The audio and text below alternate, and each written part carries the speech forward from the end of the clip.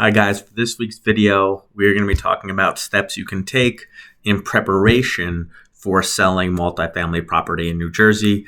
Now, I do a lot of multifamily deals, so a lot of these things are things that I've come across that could have made the process a lot smoother. First, don't sleep on conducting a title search in advance of the closing. I know a lot of people might not want to pay a couple $100, $150, or even if it costs that, because the buyer is going to have to do the title search during the sale too. In my experience, doing that title search up front can solve a lot of problems. First, even for things you need to resolve, that'll give you a checklist. But also, I could tell you that we can get so many surprises on these title searches, things that are not even legitimate, that the seller, if you're selling, you might think, oh, my title's clear, I got no problems, I have no reason to do this. But things that pop up commonly is you may have paid off a mortgage, so technically it should be clear, but the lender has not actually discharged the mortgage, so it's still open of record. And then you have to go track this discharge down, which could take 60, 90 days, I've seen. And then sometimes it may be fraud. I've seen a case with someone impersonated a seller and got $75,000 judgment, which was completely illegitimate, but essentially my client had to settle the matter, and they were really under the gun to do so because we had to get the thing closed. So things can pop up you're not aware of, things that were supposed to get discharged that didn't, or judgments that are fraudulent, tax certificates that didn't get properly discharged when you paid off the delinquent taxes. So that title search, and sometimes there could be issues just in the chain of title. A signature got missed on a deed, a probate wasn't filed correctly, things like that. You can get out ahead of all that so there's no shock and frustration during the sale when you only have 45 days to complete the deal. Get your taxes in order. So in advance, talk to your accountant. Few reasons. First, if it's an investment property for you, your multifamily property, you may be hit with capital gains taxes. So whatever you bought it for is the basis essentially, and then you resell it and you have a gain here. So be prepared to pay those taxes. Talk to your accountant, figure out what documentation you need to document any improvements you made, which should be a credit for you when you're doing your capital gains. Also, you may want to consider doing a 1031 exchange. I covered that in other videos to limit your capital gain taxes. And if that's going to be the case, then you would want to talk to an accountant or a tax attorney to get that resolved, how's that's going to work. In New Jersey, there's also something called bulk sales, that whenever you're selling property that's 3+ multifamily, the attorney for the buyer, should submit an application to the state of New Jersey to find out if there's any tax delinquencies or tax issues relating to the seller. So if you have late filings, if you have it in an LLC and your filings weren't correct or they're delayed, any fines relating to a corporation, what will happen will be when they submit that bulk sales application during the sale process, we'll get a letter back from the bulk sales department and they'll want to withhold sale proceeds for whatever those tax liabilities are. And then that can obviously nobody wants to close with their money withheld. So better to get any tax situations or problems with the state squared away in advance, so you're not doing withholding at the closing. You also want to consider curing any open code violations in advance. Now, 3+ multifamily in New Jersey, every 5 years, you have to have an inspection done by the Department of Community Affairs. They come out to the property, make sure there's no code violations, and then give you a certificate of inspection that's valid for 5 years. If you failed or haven't done that, and I come across this all the time, where the sellers, they don't even know sometimes they don't know or don't have the certificate, or there are violations and they just didn't cure them in advance of the closing, even though they've known about them for a year.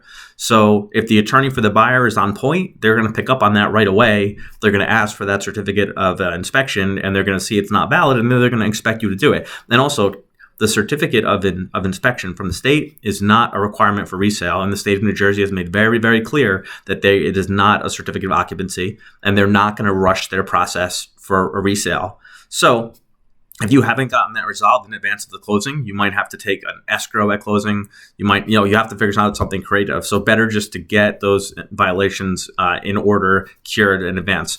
Also, if you're in a city that has a certificate of occupancy requirement on the sale, you're probably going to have to resolve any open code violations. Obviously,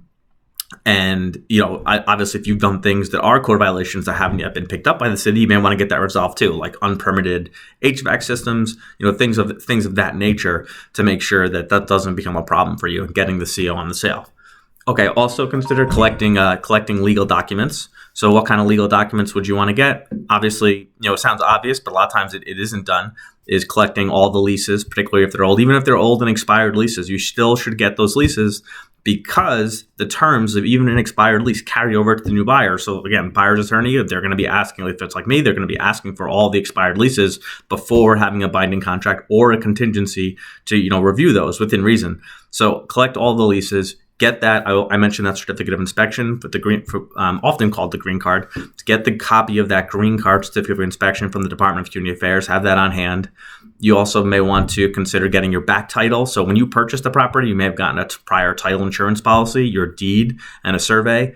If you have that on hand, that can help the process go smoother, particularly if some prior owner title issues come up and you have that title policy. A lot of times the title company will overlook pass those past owner issues if you have your title policy handy. Particularly if it's an older title company, it was 20 years ago, it may not be as simple as making 1 or 2 phone calls. So you may have to actually do some legwork to get your title policy.